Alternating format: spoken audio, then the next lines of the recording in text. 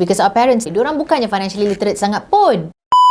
So I want to invite you to our upcoming Women Wealth Masterclass happening on 7th September at SACC Shah Alam. Assalamualaikum and hello lovely viewers. Welcome back to Aisya Rahman Advisory Podcast.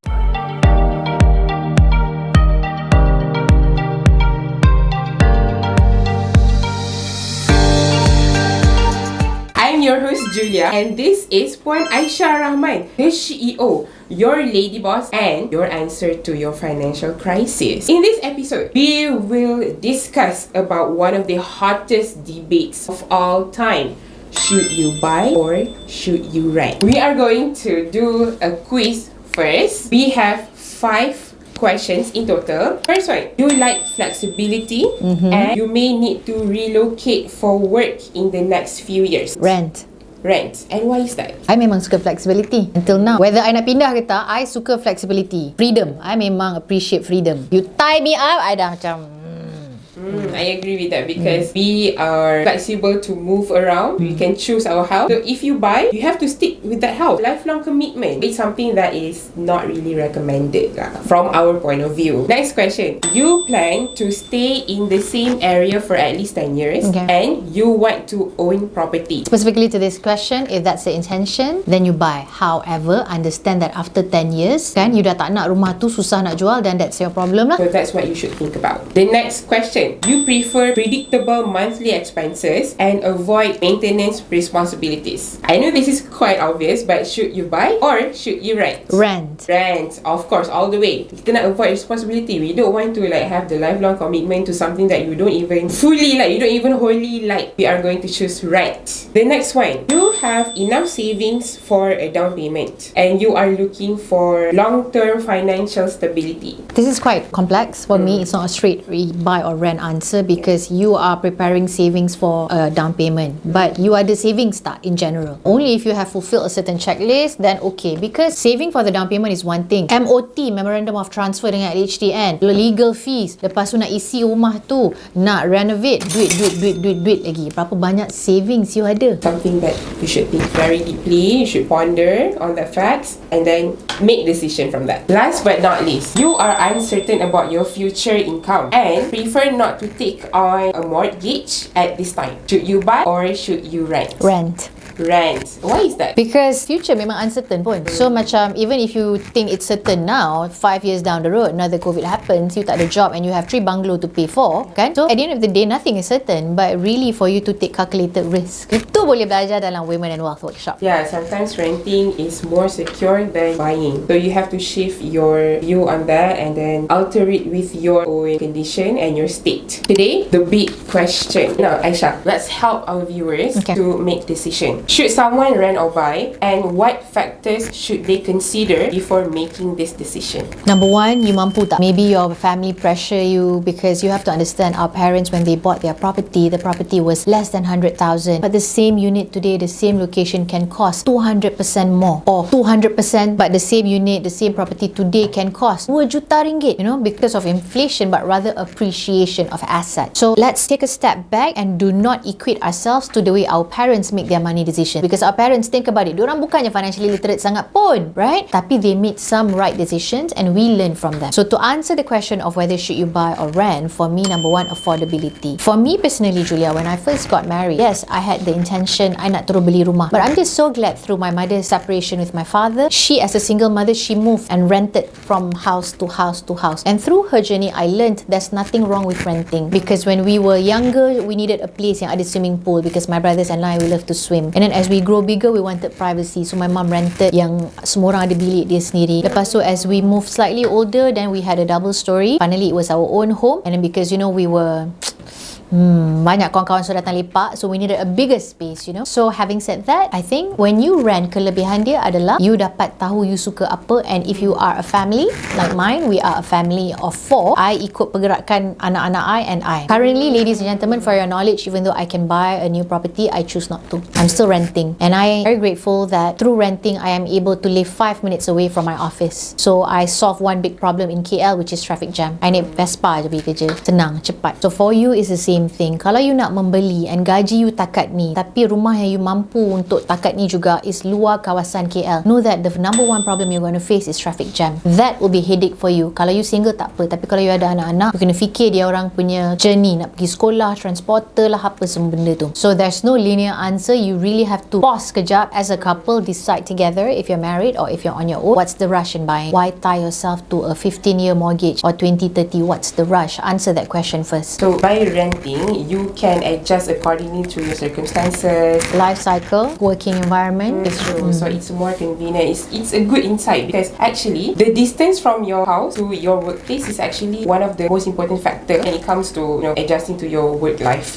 balance. So kita tak naklah spend most of our time on the road. Tapi kalau you nak tahu Julia, one of the jobs that I love the most throughout my career is my stint in AirAsia and AirAsia X. Dulu before KLIA 2, kita orang punya office dekat LC City. Pernah pergi? Oh, I didn't never. You tak lahir lagi lah. Belum lahir lagi mungkin. My office, I duduk PJ SS2. Every day I drive pergi LCCT. It's like you nak commute hari-hari pergi airport nak travel, tapi to office. So it's like 1.5 hours, balik kadang 2 jam. Hari-hari I survive for 2.5 years. How did that affect you? Itulah gaji level, tak boleh cari makan, because I wanted that experience and it shapes me. The way that I run my business today in Aisya Rahman Advisory is the way Tony runs AirAsia. I pakai the same concept. So in a way at that time the trade-off was office jauh gila, gaji memang tak boleh cover. I memang tak boleh cover, tak ada simpanan, nothing. Cuma kelebihan I had a paid off car. Thanks mama. That's good for Aisha. Now that we have covered the factors of helping our viewers making the decision whether to buy or to rent, what are the implications, the financial implication when you want to make long-term commitment to your finance? Number one, bila you nak beli rumah, you have to decide the price of the house. Can your payslip afford that installment? A lot of couples buy a house together thinking that they're in it for the long term. Then what happens, Julia? The ones we've seen in our Women Wealth Workshop, One of them, they will be the surviving spouse. and then lagi satu, siapa case tadi yang kita dah nampak, cerai. And then what happens to that property bila you dah beli together? You selalu rasa benda automatic. In Malaysia, nothing is automatic. You and I were not above the law. There is the law that has to move, yang kena jalan dulu before everything can be transferred and whatnot. There is such a big gap in that space because a lot of people are ignorant. You don't want to face all these painful conversation. Dan bila lagi? Takkan bila dah mati baru nak face that conversation. Either now or then, might as well do it now, you're still alive. So for me, number one, to avoid the biggest financial implication that we've seen in Women in Wealth Workshop, kalau you mampu belilah rumah under nama you je, kalau boleh. Financing pun bawah nama you. Tapi ada je orang nama rumah tu dia seorang, financing laki dia. Dia ingat good game, boleh good game, tapi pun kurang bijak. But tak kisah, apa-apa yang you dah buat, it's okay. There is always the solution. However, solution tu will not come to you. You kena cari solution tu in our Women in Wealth Workshop. Number two, understand that if you gaji 5,000, mortgage 2,500, kepala otak you 50% kat mortgage je, OPR naik, meninggal you lepas tu, and then tak masuk lagi JMB, guard house, repair, cukai pintu, cukai tanah, tahu-tahu je bukan mortgage saya 2,000 half je ke, and then naik all these other unforeseen things. Tu yang living paycheck to paycheck, and then you are tied to a 30-year mortgage. Lepas tu ambil 30 year pula tu, banker tak cakap ambil 15 years bayar lebih sikit, tapi shorten the interest or profit rate. So banyak financial implication. Kenapa tak cari ilmu ni dulu? Berkira dengan ilmu. Sebab berkira dengan ilmu tu lah you masuk all these problems, sebab you dah rasa you bagus sangat, kedekut dengan ilmu, tapi anak-anak nak hantar education private international, mak bapak tak nak belajar benda korang ni. So I'm just saying, because it's just so tiring to get all these questions over and over and over again. Like, hey, wake up, you nak ilmu, you kena kejar diri you ke ilmu tu, bukan ilmu kejar kat you lose siapa. And then a lot of you think that buying a house is an asset. What do you think? You beli rumah, you duduk dalam rumah tu, asset ke liability? I think it's a liability. Kenapa? Because you don't profit from that. Exactly. Dah tu kenapa beli rumah? Rent je lah.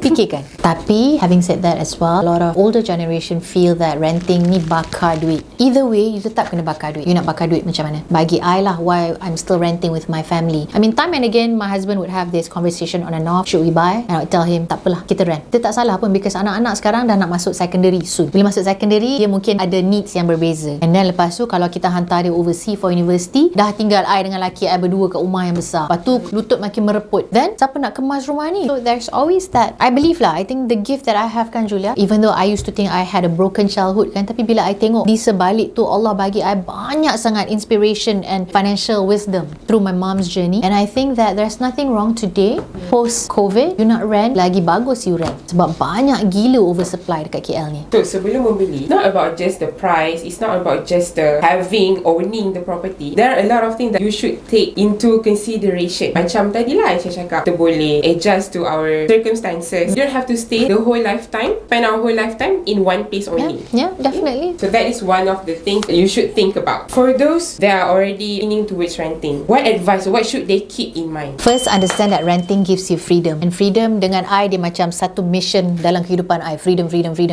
right? That's what we teach in Women Wealth Workshop. So freedom also equates to flexibility. Just because you're renting, you don't own the property, but house, do not make it a home. Home is wherever your heart is, and I always tell my husband, my home is with you whenever you are with me.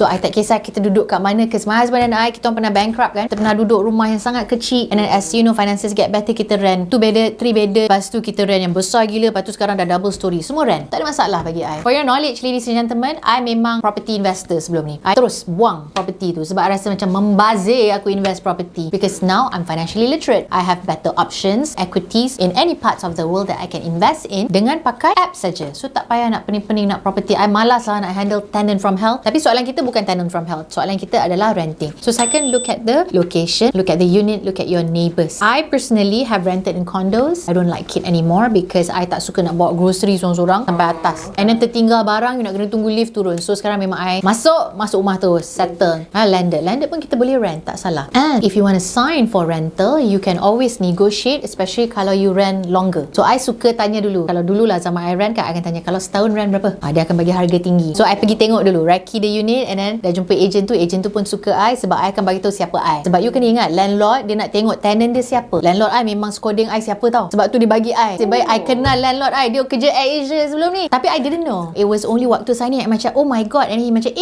kenal. So I dapat lah. Memang serendipity lah, meant to be lah. So your landlord also wants to know who you are, sebab dalam kepala otak landlord, because I was a landlord before, I nak make sure I punya tenant mampu bayar. Kalau dia macam kerja apa, tak ada gaji, kita berniaga sendiri, boleh tengok social media. You check social media? Yes. Kita lagi lah ada aisyarahman.com. So you also have to understand you punya kelayakan as a tenant. Kalau macam I landlord, I tak ambil sembarangan tenant lah. So it works both ways, but you can also use that as a negotiation, meaning if you know you like that area, terus okay, I nak rent sekian banyak ni, tapi untuk 3 tahun, boleh tak you rendahkan untuk I? Landlord tu kalau dia baik, dia faham, dia nak security, okay, but dia tak nak pening-pening every year fikir tenant baru, you know. I think having the best, a good profile, especially you can display on your social media, or if you have anything that can show to your landlord, you have bigger advantage for you to choose your house. Also, some people may think, alah, nanti rent akan makin lama makin naik. Ya, memang dia naik RM100 je pun. OPR hang tu naik lagi tinggi dengan cukai-cukai semua. So apa sangat RM100 3 years later landlord naik RM100 per month? For me, I'm okay because I have reduced all my risk. I took calculated risk, meaning 3 years from now rent I naik 100, I tak payah bayar cukai pintu, cukai tanah. Zaman, terima kasih banyak-banyak zaman bagi ada rumah you. I suka rumah you. Actually, before this episode started, I was one of the to seek to buy in the future, to own a property. But now that shooting this episode, I'm going to have like shift of my view. A different perspective. Yeah, I think renting, they have more pros than their cons, and you have the luxury to choose your neighbours. That's one of the biggest advantage. And talking about neighbours, this house that I've stayed at dah masuk 4 tahun. Kita renew tau. I sekali renew 3 tahun kan. Talking about neighbours kan, izin Allah kan, neighbour depan rumah I ni, Koyum, terima kasih banyak-banyak Koyum. Koyum, are you watching? So because of you, Koyum, you asbab I jumpa guru-guru I, asbab Aisya Rahman Advisory, Women Wealth Workshop jadi lagi laju sebab neighbour depan gate dengan izin Allah. So that's the hikmah lah of you rent. Whether you choose to rent or buy, it depends on your personal circumstances. You should think, mampu ke saya? And you should think about the pros and cons for making your decision. Remember, there is no one size fit all answer. It all comes down to you. If you want to talk about buy or rent in a more personal setting, that's where I want to invite you to our upcoming cohort 7 Women Wealth Workshop. However, that is by invitation only. So I want to invite you to our upcoming Women Wealth Masterclass happening on 7 September at SACC Shah Alam. Tickets Certificates are available at the link below. And kalau you rasa macam siapa Women in Wealth Workshop ni, apa kata you download our free ebook on Path to Financial Independence Retire Early at bit.ly/Aisya ebook. For collaborations, email us at marketing@aisyarahman.com. Don't forget to subscribe, leave your comments, and share this podcast with your family and your friends. Bye!